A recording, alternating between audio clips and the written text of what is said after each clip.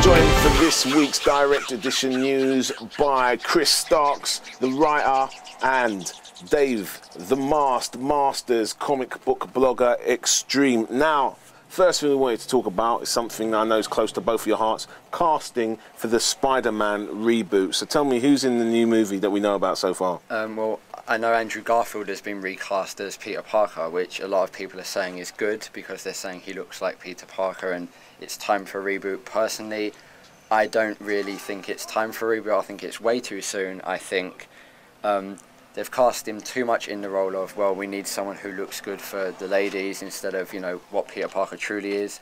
And I just think it's way too soon. I think they're in danger of overkill. And yeah. I enjoyed Spider-Man 1. I thought it was the best of the three.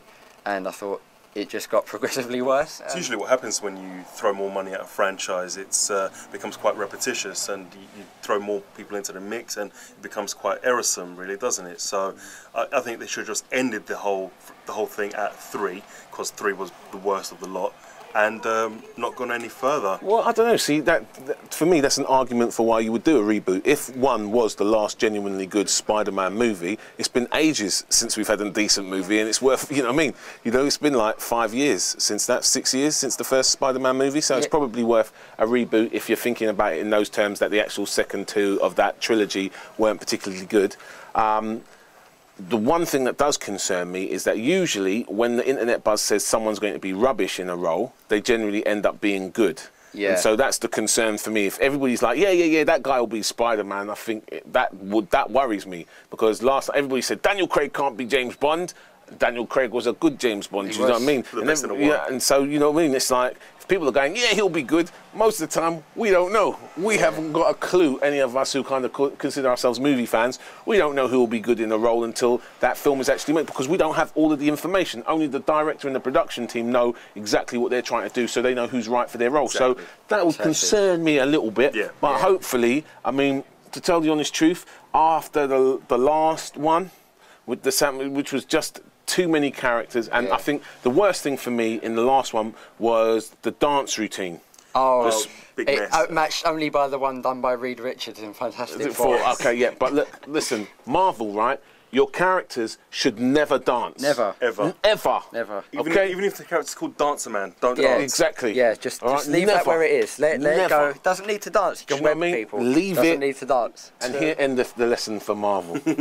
So another book that we're really looking forward to as a bit of a preview is the new Wolverine series. Now, as I understand it, it's going to be still written by Jason Aaron, but a bit of a new start for Wolverine. How's it going to work?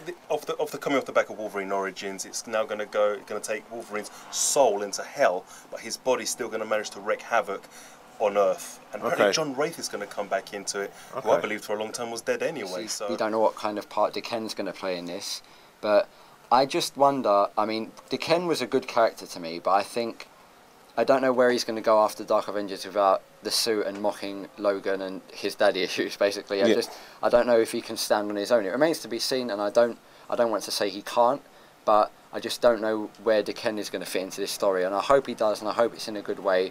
I just don't think Dickens got enough to stand on his own without his daddy issues, but I'm excited to see what Wolverine's going to do without a soul, bringing back to a more feral state like he was in Japan all those years ago. Well, I think that my personal take on it is just because I trust Jason Aaron. I mean, you know, the work he does on Scalped is awesome. Absolutely. I think the work that he did on Wolverine Weapon X is really, really cool as well. And I think that if anyone can create a great new Wolverine series, it's Jason Aaron. So I have my fingers crossed for this one.